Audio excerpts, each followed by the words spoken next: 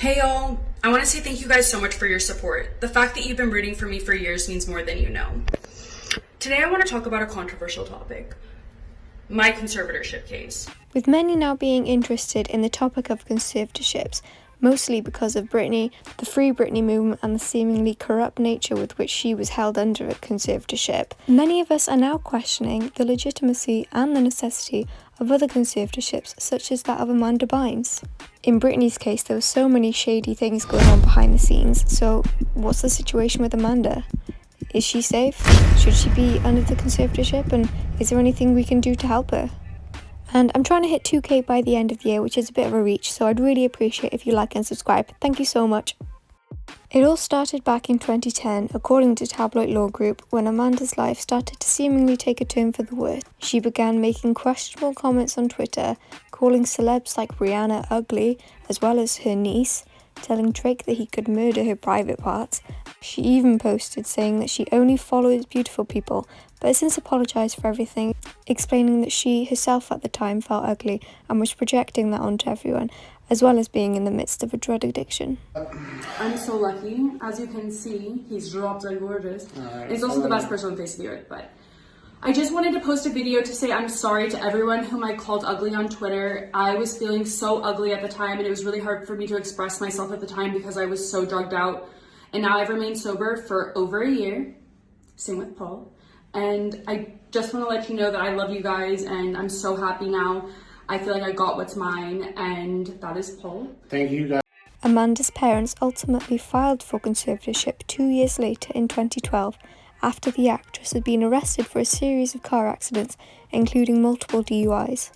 She was also reported to have locked herself out of a cupcake store, threw a bong from the 36th floor New York hotel window, and set fire to a neighbour's driveway. She was put on the involuntary psychiatric hold after setting fire to a random person's driveway, singeing herself and dog on Monday night.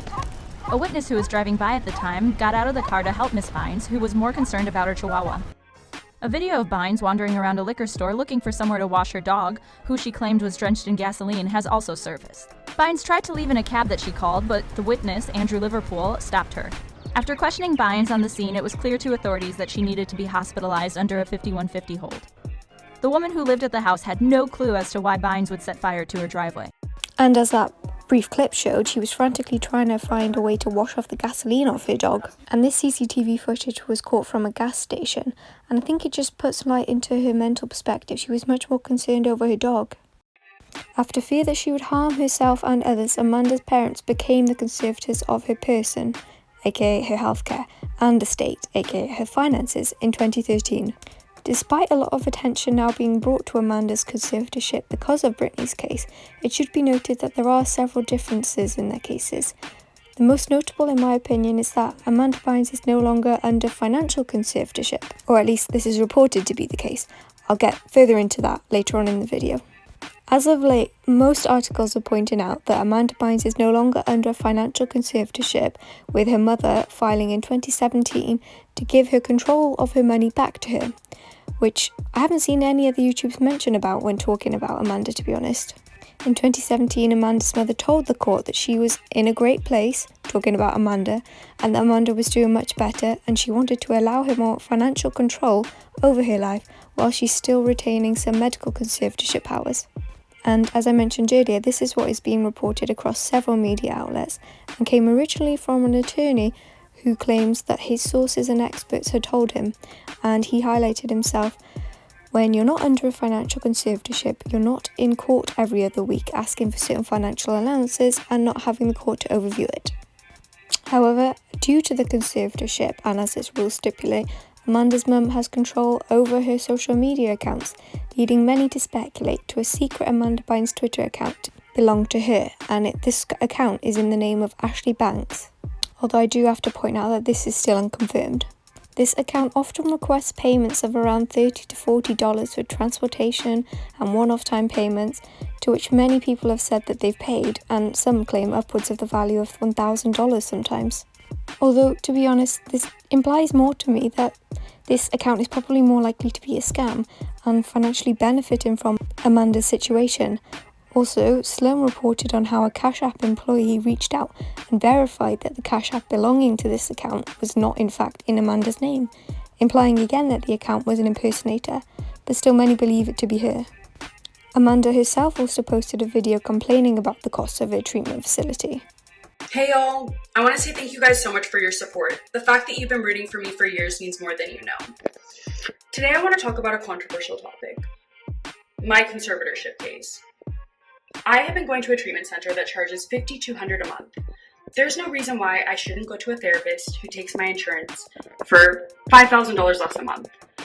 This is why I've asked to see the judge next week regarding this conservatorship issue.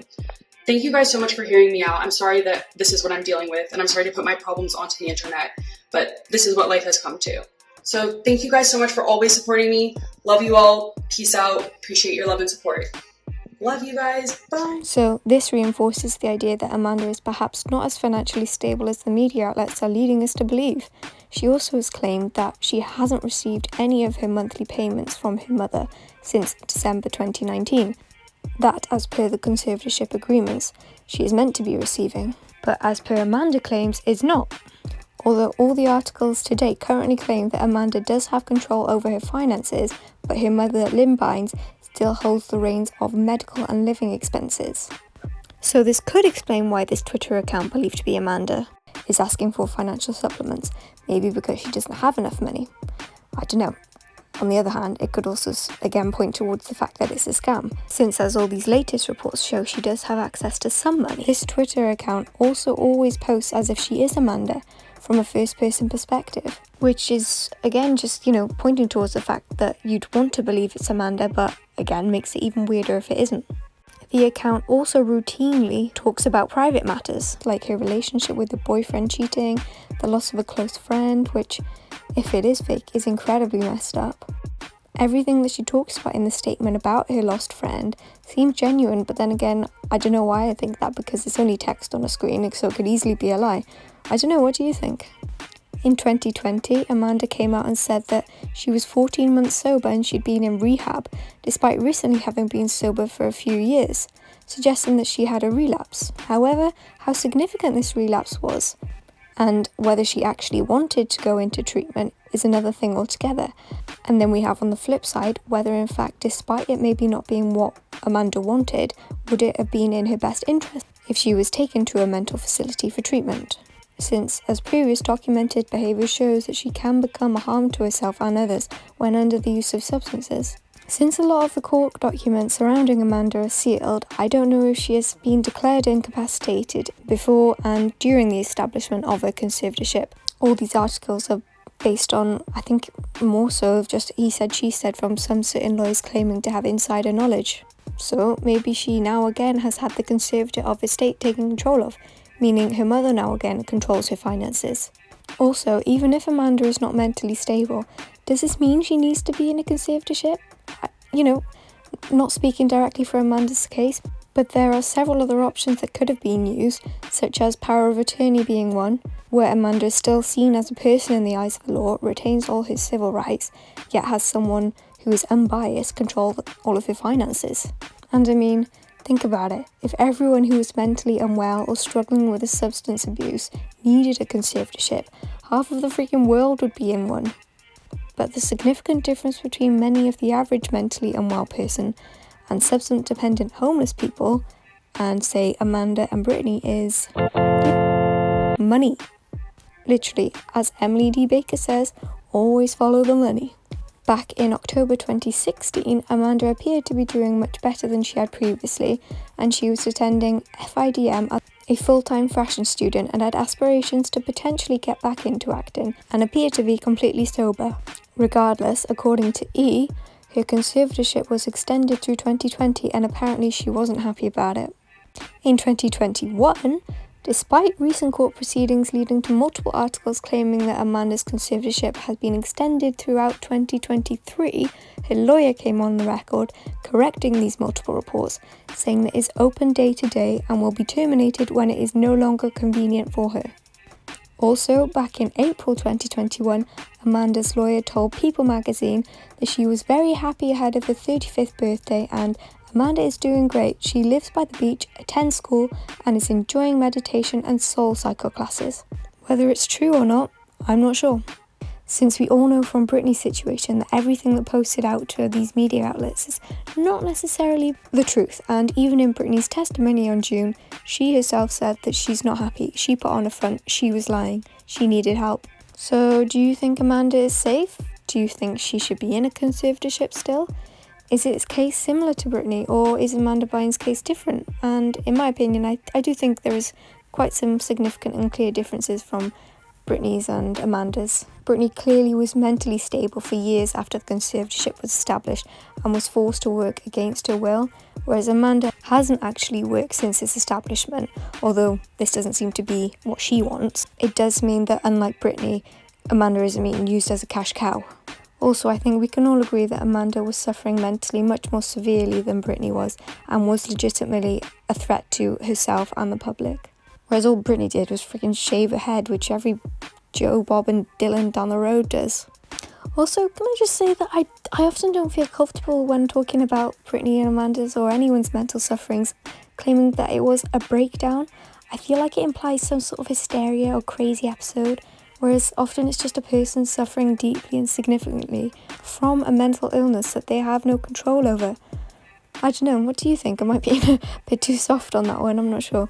Anyway, that's it for this video. Let me know down in the comments below what you think and whether you agree that Amanda's situation is different to that of Britney's, or whether you think other means should have been taken and that Amanda should be given back all of her rights, which we don't know the full situation, so I can only speculate, but I think the case is different. But then again, is it extreme enough to require her person being taken away from it? I'm not sure. So please like and subscribe, it would mean the world to me. Okay, see you in the next one. Thank you so much for watching if you've made it all the way to the end. See you next time. Bye. Say what you wanna say to me